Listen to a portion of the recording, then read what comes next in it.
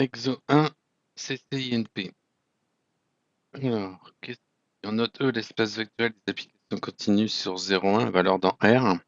Et on note, quel que soit F appartenant à E, la norme infinie de F, c'est le sub de la valeur absolue de F de T quand T appartient à 0,1 fermé. Et la norme 1 de F, c'est l'intérêt de 0,1 de la valeur absolue de F de T dt. Bon, bah, tout ça, c'est bien défini. On sait que c'est des normes. Et maintenant, il demande les normes, normes infinies, normes même, c'est taille équivalente. Alors, des normes équivalentes, ça veut dire qu'on va avoir la même topologie, c'est-à-dire qu'on a les mêmes ouverts, et qu'une suite qui converge par rapport à une norme va converger par rapport à une autre. Donc, il suffit, en fait, là, on est en dimension infinie.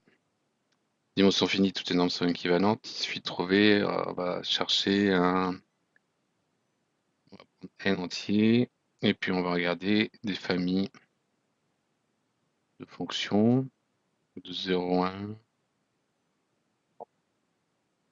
R, donc appartiennent à E,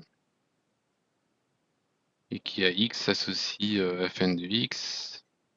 On va prendre Xn. Ça, c'est bien continu. Alors, qu'est-ce que ça fait? Donc, là, on a 1. Là, c'est y égale à x, y égale x2, x3, etc. Et au fur et à mesure, ça va converger. Cette fonction, cette suite de fonctions converge simplement vers la fonction f, 0,1 dans R, associe f de x, qui est égal à 1 si x égale 1, mais 0 sinon.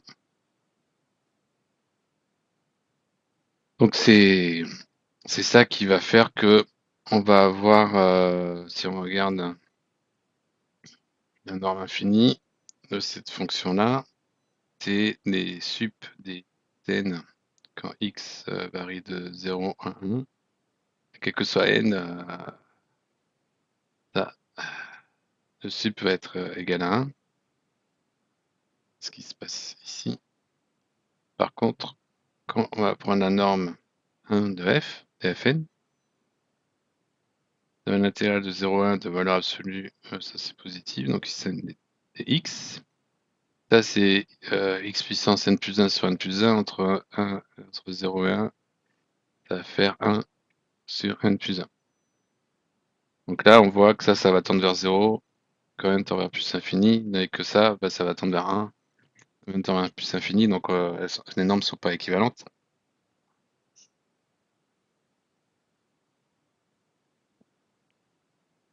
De manière un peu plus formelle de le voir, si les normes étaient équivalentes, ben, on pourrait trouver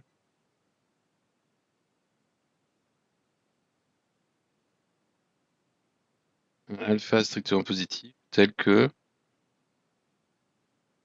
la norme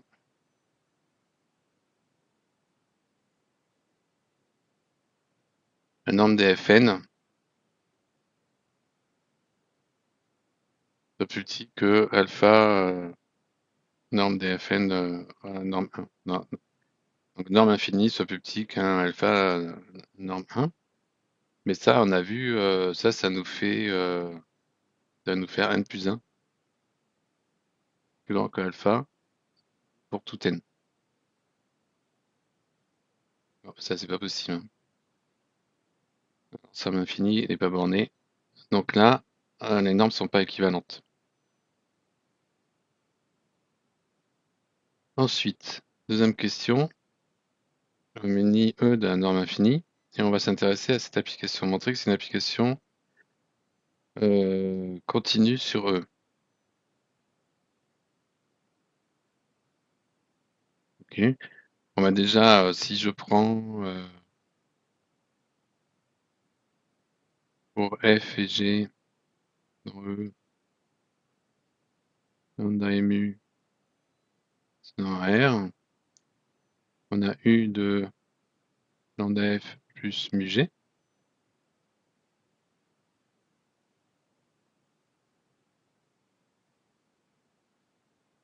quoi ça? C'est lambda f plus mu g en 0, puis lambda f de 0 plus mu g de 0, ce qui fait u de lambda f plus u de mu g. Donc u est linéaire.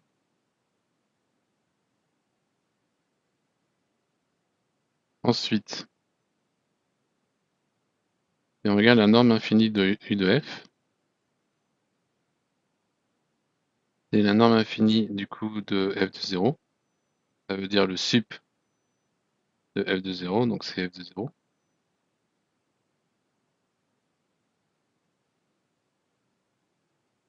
Là, le sup de valeur absolue. Et ça, ça va être petit que le sup des valeurs absolues de f de t quand t appartient à 0, 1. Et ça, c'est la norme infinie de f. Donc du coup, u de f, elle est une lipschitzienne, donc u est bien continue.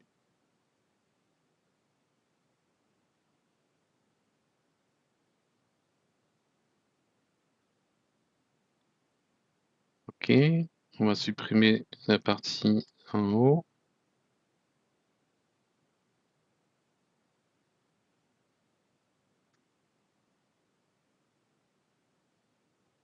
Et on va faire la suite. Donc ça, c'était le petit a. Le petit b. On va prendre l'ensemble f, l'ensemble des f appartenant à E, tel que f de 0 égale 0. Bon, ça, c'est l'image réciproque de l'ensemble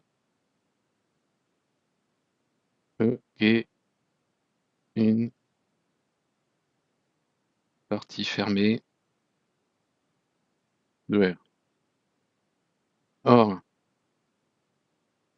U est continu. Donc l'image réciproque d'un fermé est un fermé. Donc, U-1, l'image réciproque de l'application continue d'un fermé est un fermé.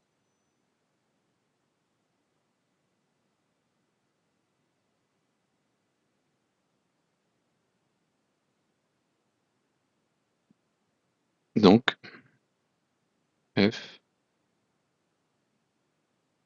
est bien un fermé.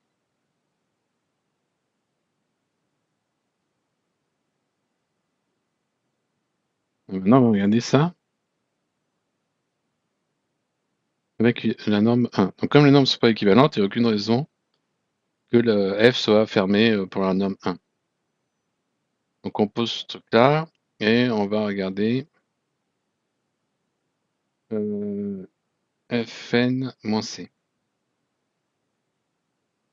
La norme 1 de fn-c, c'est l'intégrale de 0 à 1.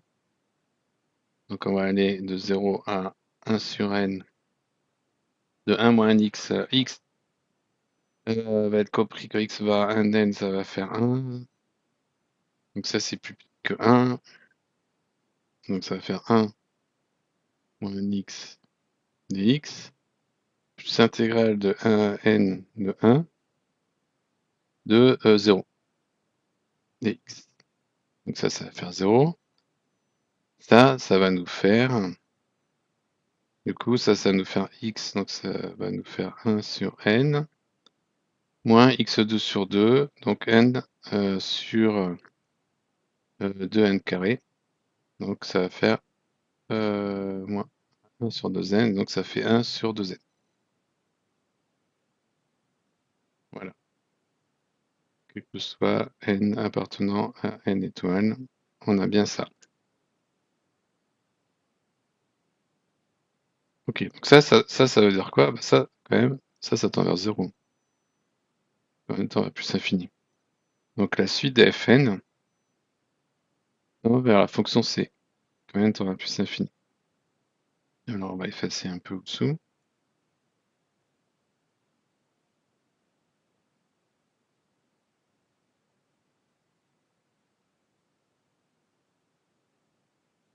OK. Et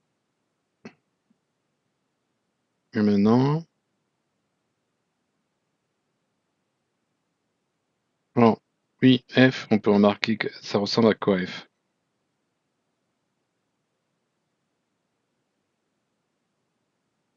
On va dire qu'on a 1 sur n. Mais pour x égale 1 sur n, ça fait 1.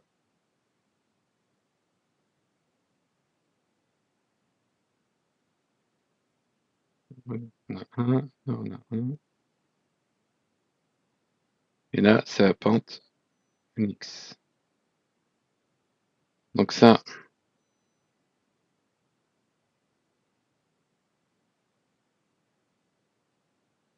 c'est la pente.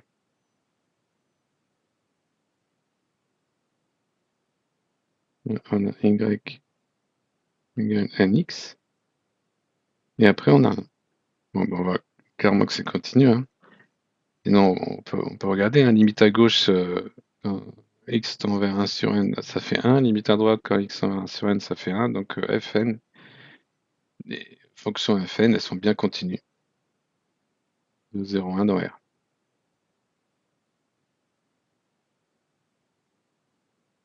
Ok, donc si elles sont bien continues de 0 à dans R, eh ben, Fn, ça appartient bien à eux. Et comme Fn de 0, c'est 0, ben, on a que les Fn appartiennent à grand F. Bon, ben, les Fn appartiennent à grand F, et qu'est-ce qu'on voit? On voit que C est la limite des Fn, la suite des Fn. Donc, par définition, sur la caractérisation par les limites, C appartient à l'adhérence de F.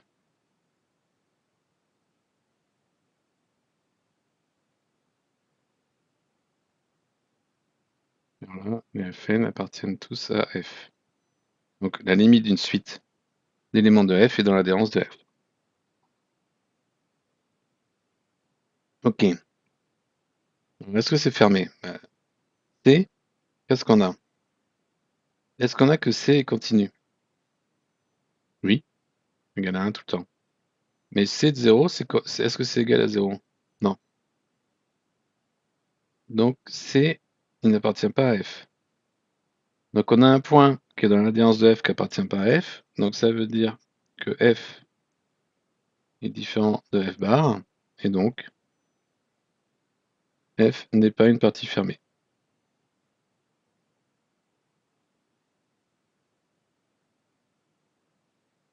de E.